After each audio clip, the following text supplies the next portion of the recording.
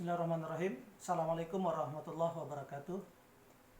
Para mahasiswa yang saya banggakan, kembali bersama saya Febri Yulika. Kita akan melanjutkan materi tentang filsafat ilmu dalam mata kuliah daring. Pada pertemuan hari ini kita akan coba mengkaji, membahas bagaimana strategi pengembangan ilmu pengetahuan.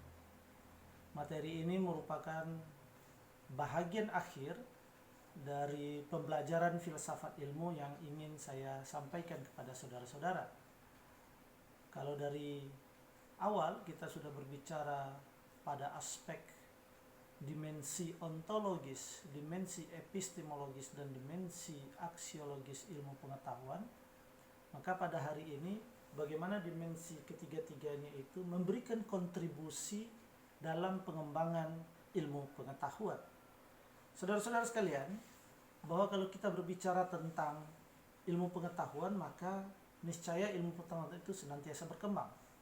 Ilmu pengetahuan itu tidak mungkin mandek pada satu sisi, stagnan, berhenti, tidak.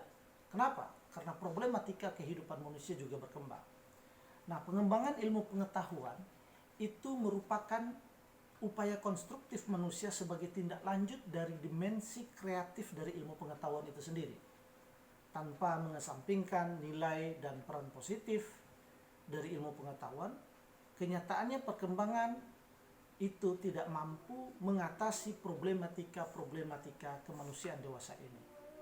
Di satu sisi, perkembangan ilmu pengetahuan dan juga penerapan teknologi itu telah membawa dan memberikan perbaikan-perbaikan pada hidup manusia. Namun di sisi lain, terbukti bahwa dikembangkannya ilmu pengetahuan itu juga membawa dampak negatif yang justru menghancurkan sisi-sisi manusia itu sendiri. Nah, dalam rangka dinamika perkembangan yang sangat intens, ilmu semakin menguasai kehidupan manusia, baik secara individual maupun sosial.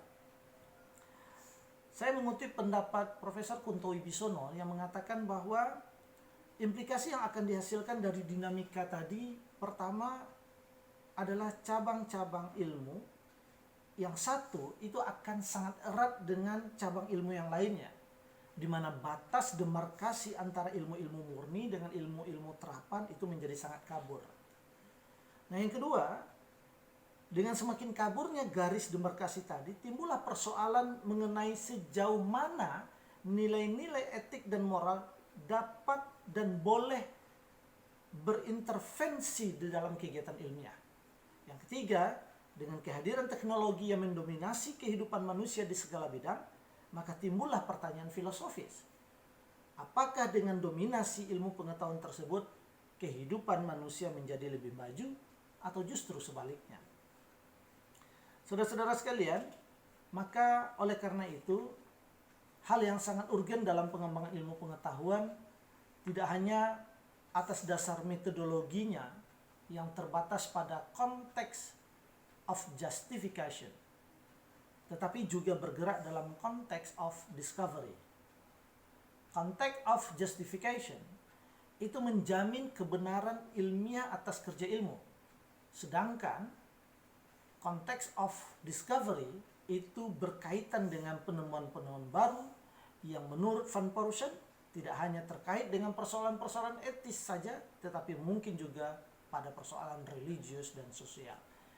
Nah, inilah makanya kenapa tidak bisa kita melihat sebuah perkembangan ilmu itu hanya dari sisi metodologisnya saja.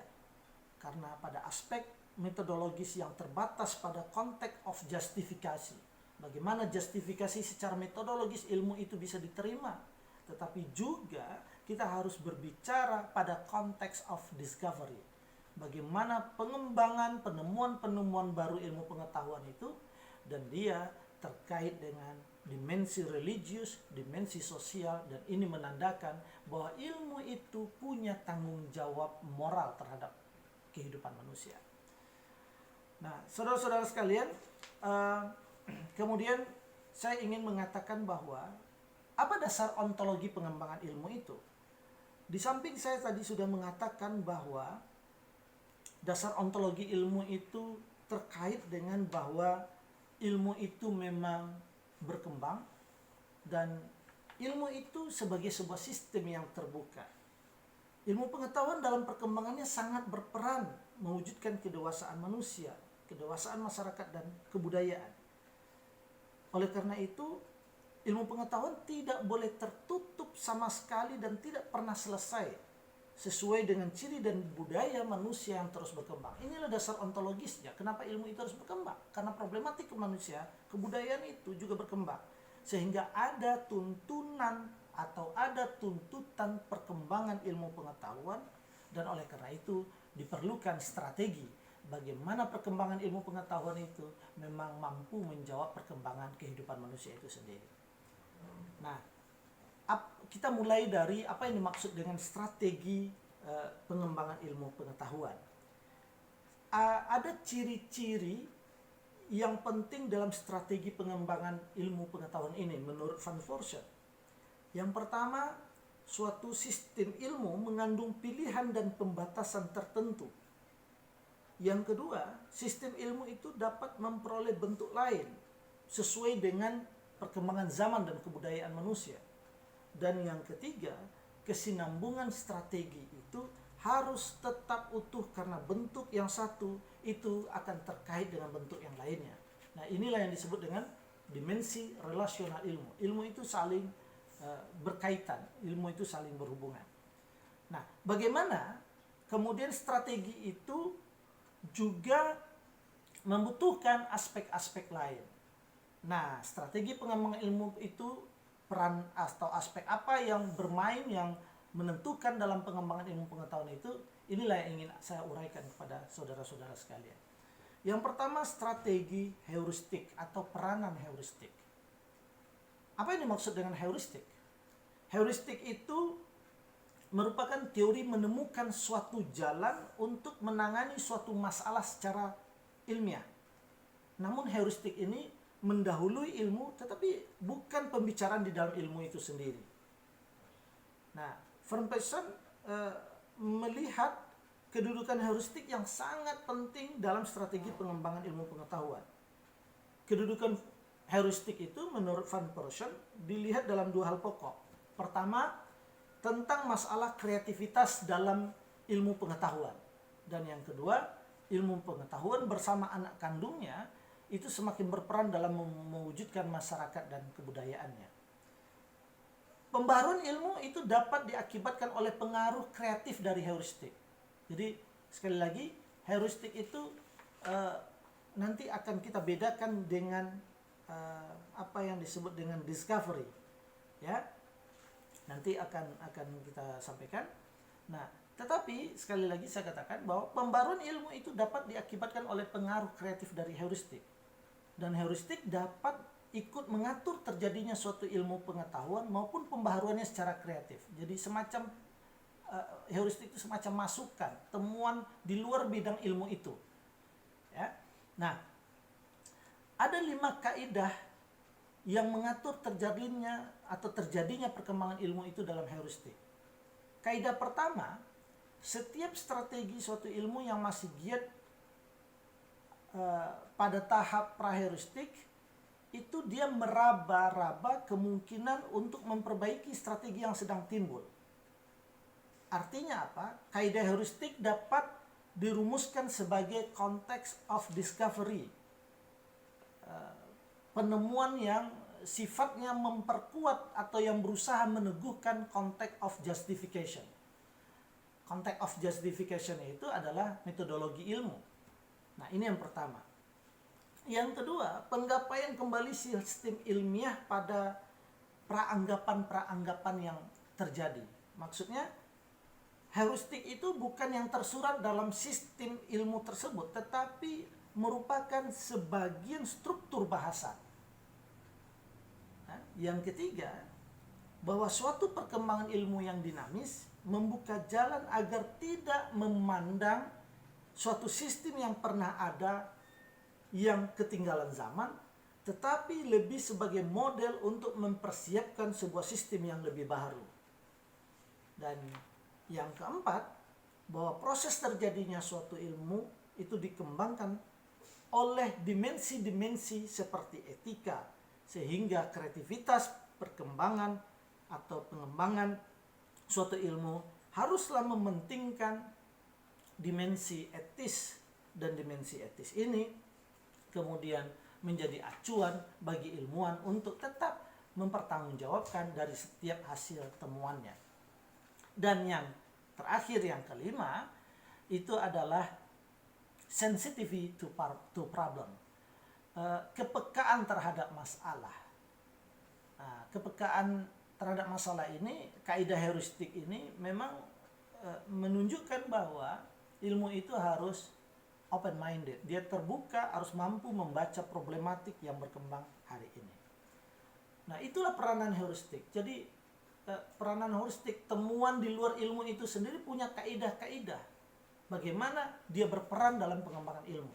Apakah perannya tadi saya katakan sebagai bahagian dari dimensi etik suatu ilmu, apakah kemudian peranannya itu sebagai bahagian untuk memperkuat context of justification, dan termasuk apakah peranannya itu memang membaca problematika kehidupan masyarakat sehingga ilmu itu berusaha menjawab problematika itu. Ilmu harus memiliki melalui heuristik sensitivity of problem. Yang kedua, peranan bahasa ilmiah. Keberadaan bahasa sangatlah menentukan dalam perkembangan pemikiran manusia yang tertuang dalam rumusan ilmu pengetahuan.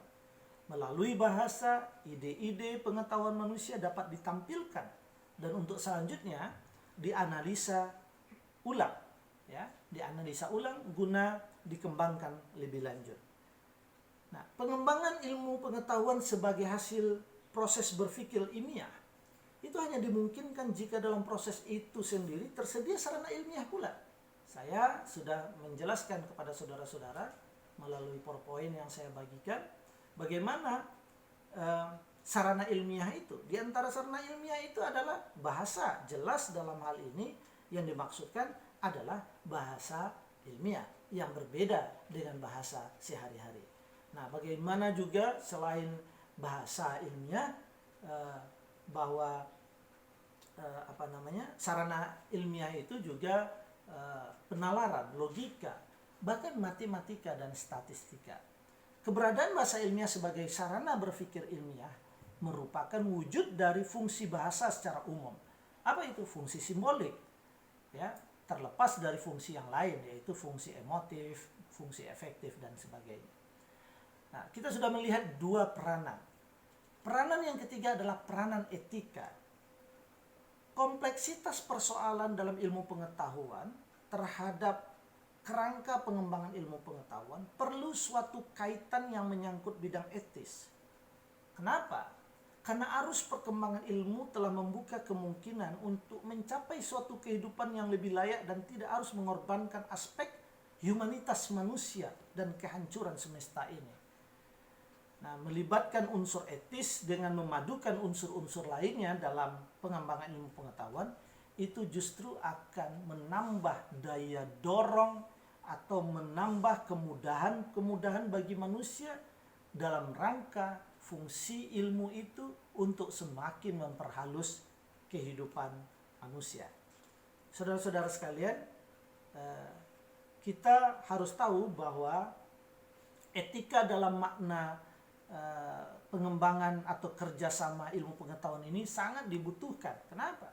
Karena penguasaan ilmu dan teknologi dalam memenuhi tuntutan era industrialisasi hari ini itu harus diupayakan seimbang dengan penguasaan kemampuan manusia dalam hal apa saja.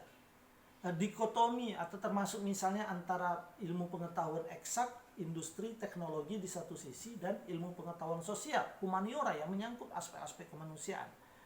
Kenapa? Karena itu dikotomi ilmu pengetahuan dan humaniora, yang saya maksud sains, sosial atau eksak dan humaniora, itu tidak boleh terjadi mengingat keduanya sesungguhnya merupakan bagian dari kebudayaan manusia.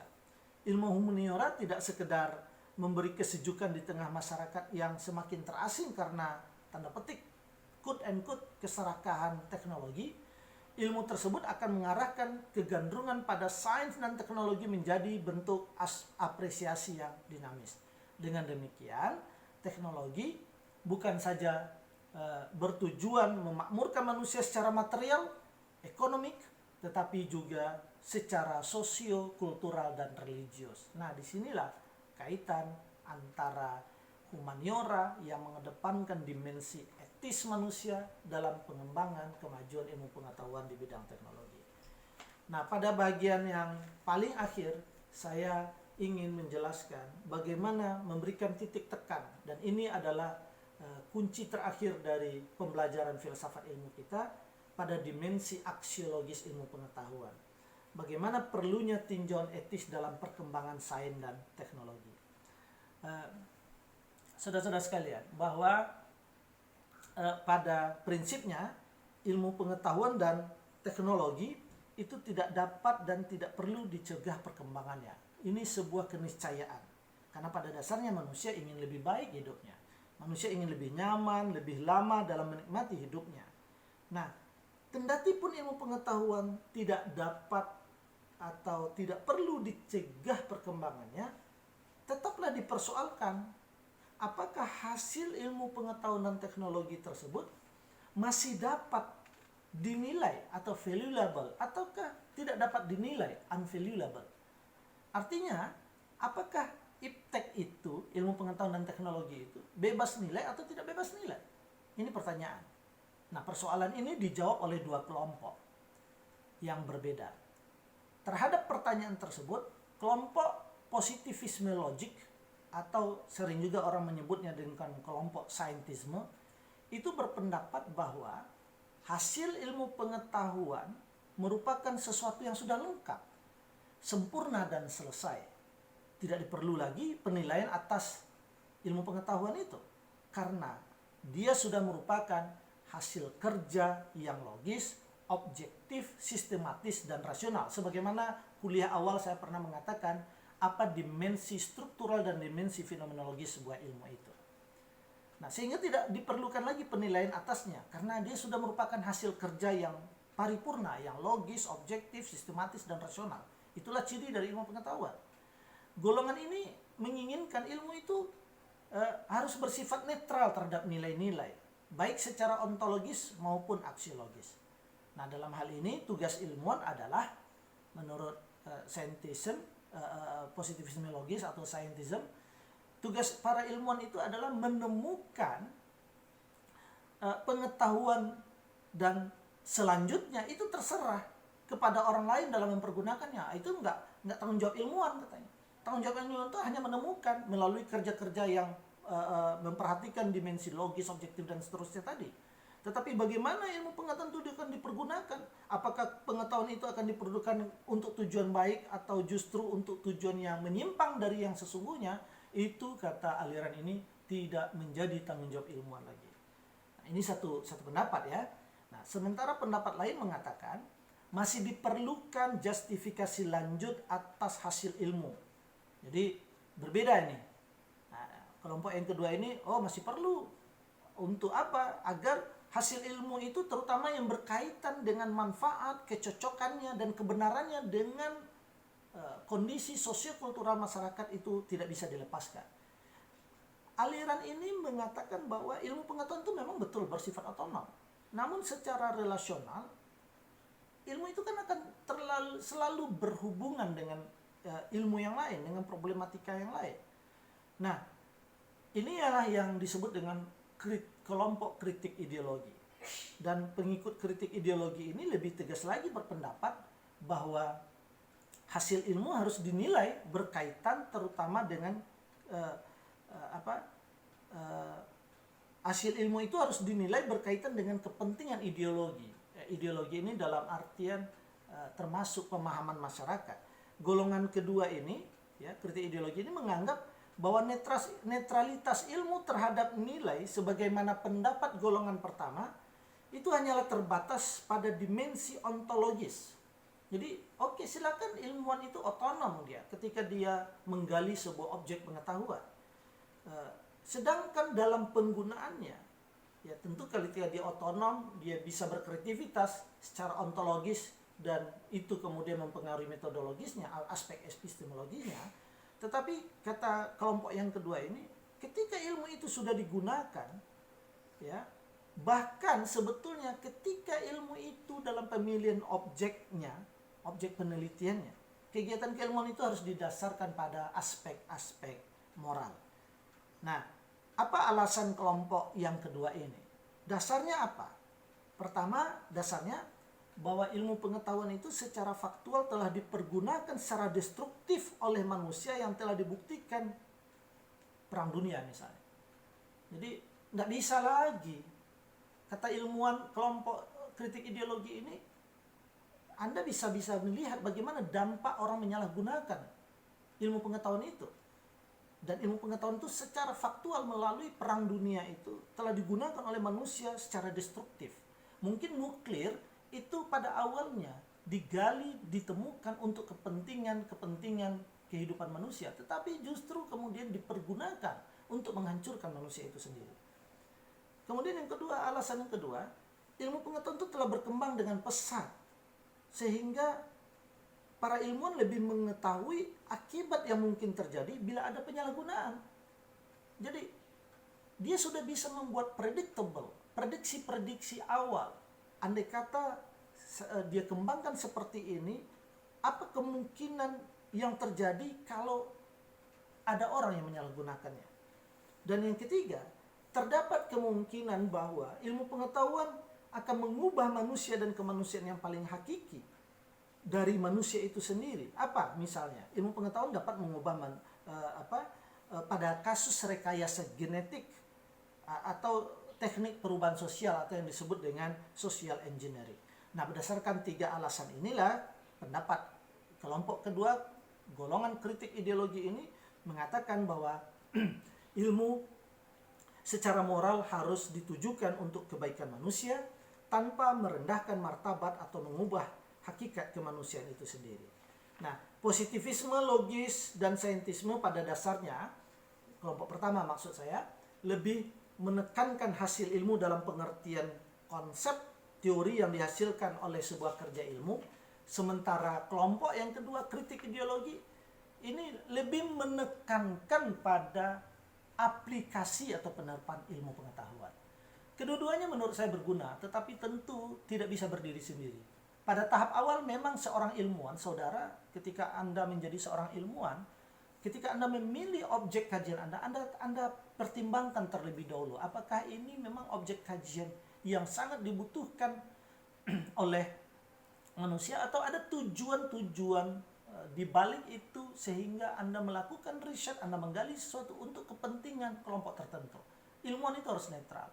Tetapi otonomi seorang ilmuwan itu, sikap otonom seorang ilmuwan itu ketika dia terlepas dari intervensi siapapun dan dia harus melakukan itu atas kerja-kerja ilmiah, standar-standar metodologis yang bisa dipertanggungjawabkan secara ilmiah. Dan yang terakhir, bahwa Anda harus bertanggung jawab secara etis dan tidak Anda bisa lari dari tanggung jawab. Harus diakui bahwa tidak mudah untuk memisahkan antara ilmu pengetahuan dan penerapannya, dan ini menjadi senjata sosial untuk mencapai tujuan tertentu atau bahkan merusak orang-orang yang antisosial atau tersingkir oleh kelompok-kelompok tertentu sehingga dia menyalahkan fungsi ilmu ini untuk kepentingannya sendiri. Adalah benar bahwa hasil ilmu sebagai kerja ilmiah yang bisa dibuktikan dalam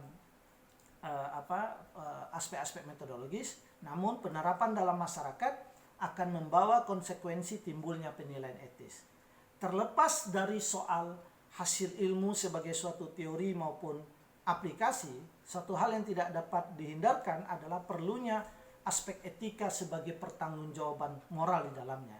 Tanggung jawab manusia yang menghasilkan, tanggung jawab manusia yang mempraktekkan, menerapkan, atau menggunakan ilmu pengetahuan.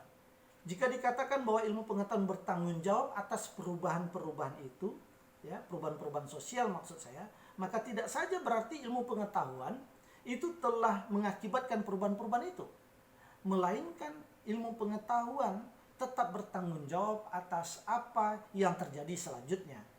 Dengan kata lain, tanggung jawab ilmu pengetahuan, ilmuwan itu menyangkut baik masa lampau maupun masa depan. Ada sebuah ungkapan Einstein yang ingin saya tutup materi ini dengan suatu ungkapan yang sangat berarti bagi kita, bagi Anda, para ilmuwan, orang-orang yang senantiasa haus akan ilmu pengetahuan.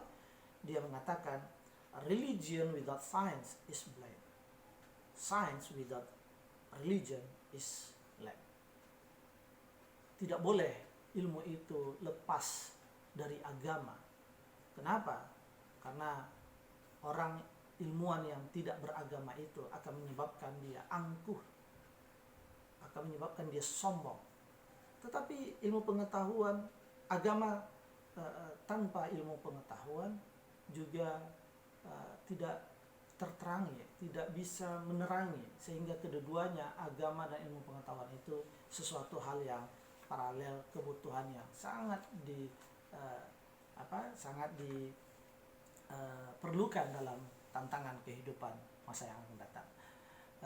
Saya pikir ini materi yang berkaitan dengan strategi pengembangan ilmu pengetahuan, dan ini juga yang menjadi puncak dari materi pembelajaran filsafat ilmu yang saya berikan baik secara klasikal maupun secara daring melalui pengunggahan video yang kemudian Anda respon dengan pertanyaan-pertanyaan nantinya.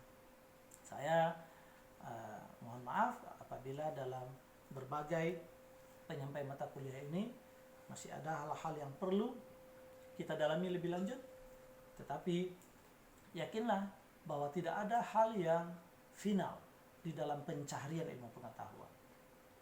Bahwa ilmu pengetahuan itu never ending proses, tidak pernah berhenti prosesnya. Ketika Anda berhenti, maka ketika itu juga Anda tidak membaca lagi problematika yang hidup di tengah masyarakat. Karena itulah, mari terus membaca, menggali, dan memberikan solusi bagi perkembangan kehidupan manusia. Terima kasih. Assalamualaikum warahmatullahi wabarakatuh.